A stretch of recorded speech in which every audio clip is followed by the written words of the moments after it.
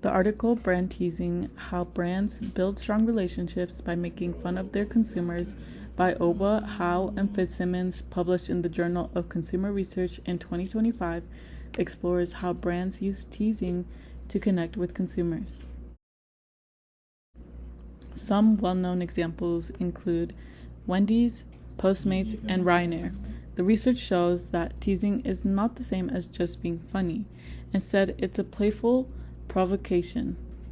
The authors highlight two types: pro-social teasing, which is light, friendly, and playful, and anti-social teasing, which is harsh, offensive, and risky.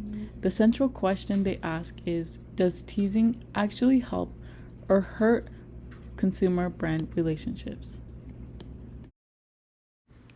For the first study, the purpose is to demonstrate the consequences of pro-social teasing in an ecologically valid extent. The study explored consumer engagement with the tweets from Wendy's Twitter account, which is actually a brand known for their humor and teasing.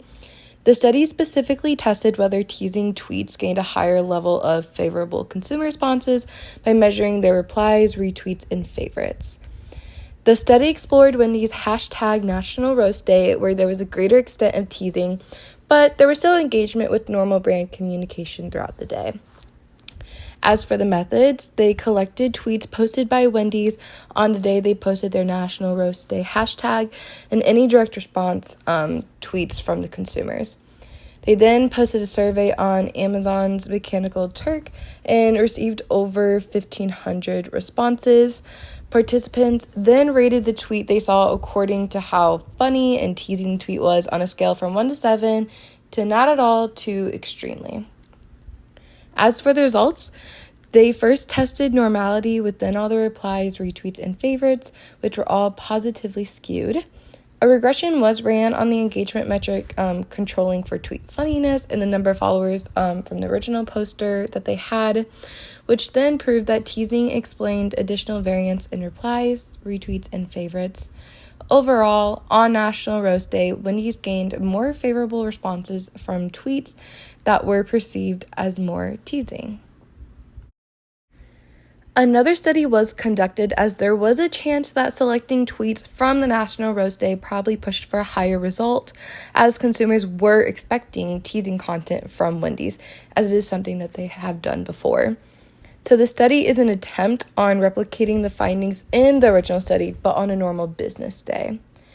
For their methods, they again collected tweets posted from Wendy's from January 2nd to the 6th in 2020, which Wendy's actually didn't do a National Roast Day in 2020, but they did continue with a regular Twitter activity that includes teasing, responding to complaints, and promotions.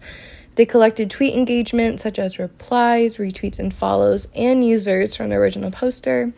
They then provided the same rating scale as the original study. As for the results, again, they tested for normality from all Twitter metrics and found that it was positively skewed. As in for study 1A, a regression was ran again and found out that teasing explained additional variance in replies, retweets, and favorites. Overall, both studies 1A and 1B suggest that brand teasing garners a positive consumer response on the Twitter platform. As for study 2, the study takes place on a different social media platform, TikTok. For the study method, they evaluated the Ryanair TikTok account and scraped every video, caption, and engagement metrics beginning with their first post. This company was selected because it is known for engaging in frequent teasing behavior, which, come to find out, there was an unexpected high number of antisocial teases in the data set. As it seems, in interviews, the head of the social media has purposely avoided topics to elicit high levels of provocation. Participants were asked again to rate the TikTok that were given to them on a level of funniness and teasing from a scale of 1 to 7. They also rated the levels of sensitivity, provoking, and playfulness. And again, for the results, with the controlling for funniness, the more teasing led to more likes and plays. Teasing was also predicted similarly by playfulness and provocation. They also found that once playfulness reaches to a certain level, adding provocation can lead to teasing. Overall, teasing positively predicts engagement with brands on social media platforms, and there is a positive effect for consumers who know brands who are known to tease on their platforms. Hey there, my name is Nick, and I'll be going over studies 3 and 4, so let's go ahead and get started. For study 3, the goal here was to test whether human teasing in traditional television ads made consumers see the brand as more human, or as we call anthropomorphism, and whether that in turn strengthens their self-brand connection. Researchers used 12 different Postmates commercials and had over 800 participants rate them. They measured how human the brand seemed, how connected people felt to the brand, and whether they found the ad funny. The results showed that teasing increased anthropomorphism and it also increased self-brand connection. Importantly, this effect held even after accounting of how funny the ads were. So it's not just that the ads were funnier, teasing itself added a little more to it than normal.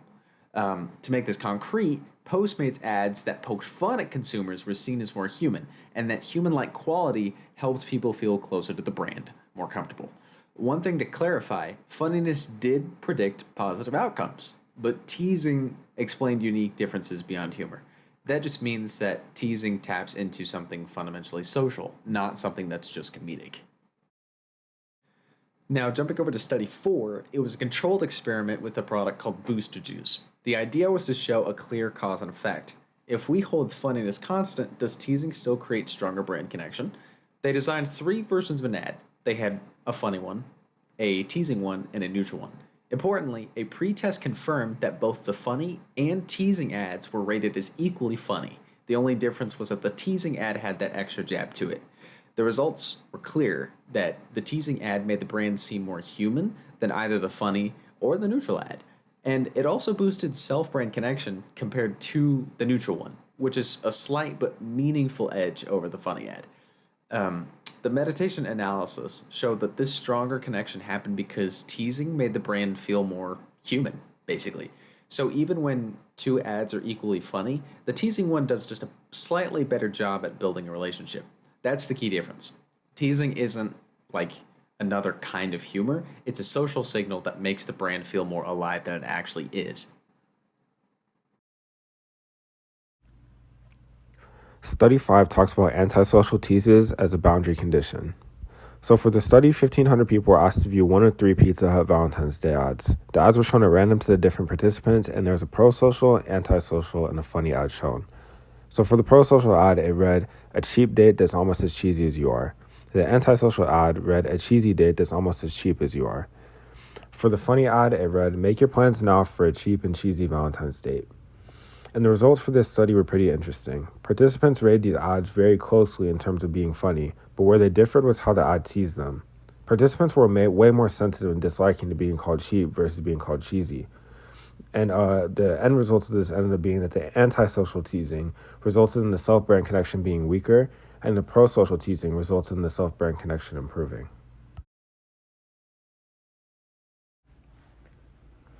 Study 6 reviews the effects of antisocial teasing.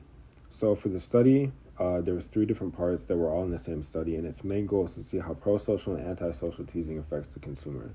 So for each piece of the study, there was a pro-social ad and an antisocial ad.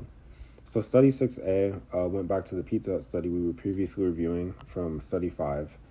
Study 6B brought in new ads, where one was an ad for a shop for tall people, and the other was an ad for plus-size clothing. They both used the same line, "Savings as big as you are," in their advertisement. Study 6C is an ad for a financial service. One of the ads is speaking to the current participant and their current state, while the other is supposed to speak to their former college selves. And their line was, "You are illiterate," for both. The results of this were pretty clear.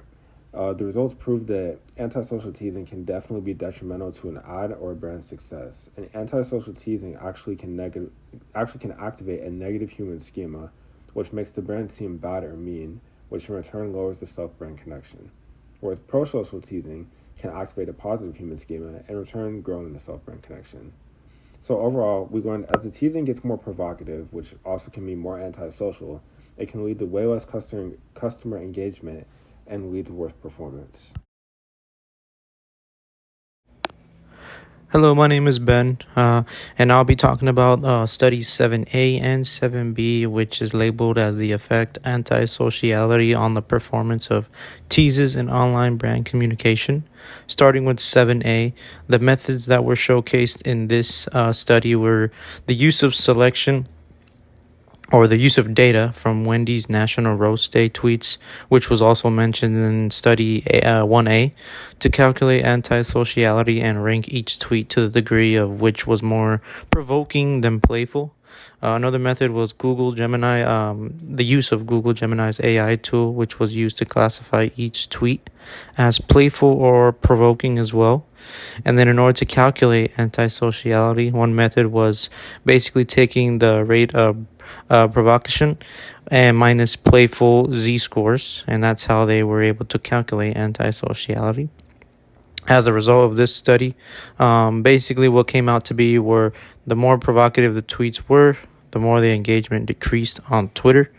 Moving on to 7B, study 7B, the method used in this one were a use of selection of brands that were not known or that are not known for teasing their customers.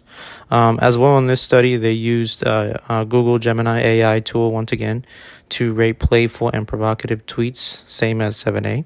The engagement calculated through favorites and retweets and also replies were also taken into consideration for this method in 7B. And as a result of this one, this study for 7B, it came to the conclusion the less engagement is the result of provocative tweets. And then also the teases with tweets using words that mean strong negative emotions can also decrease the consumer engagement. So that was basically all the methods and results from studies 7A and 7B. Now I'll be moving on to Eliana to close out this presentation. The studies in this article show that teasing makes brands feel more human. The authors call anthropomorphism. When brands use pro-social teasing, it increases engagement and builds stronger self-brand connection. For example, Wendy's #National Roast Day tweets drew higher replies, retweets, and favorites compared to normal tweets. Similarly, Ryanair's playful TikToks that tease consumers receive more likes and shares. These are examples of how friendly, light teasing keeps consumers engaged and makes the brand feel relatable. On the other hand, antisocial teasing backfires. In one study, when Pizza Hut teased consumers by calling them cheap, the effect was negative. People didn't feel connected to the brand, even though they still found the ad funny.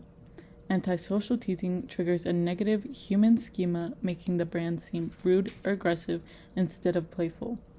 The key implication for marketers is that teasing can outperform humor, but only when it stays pro-social. When teasing crosses into harsh or offensive territory, it risks alienating consumers instead of building stronger connections.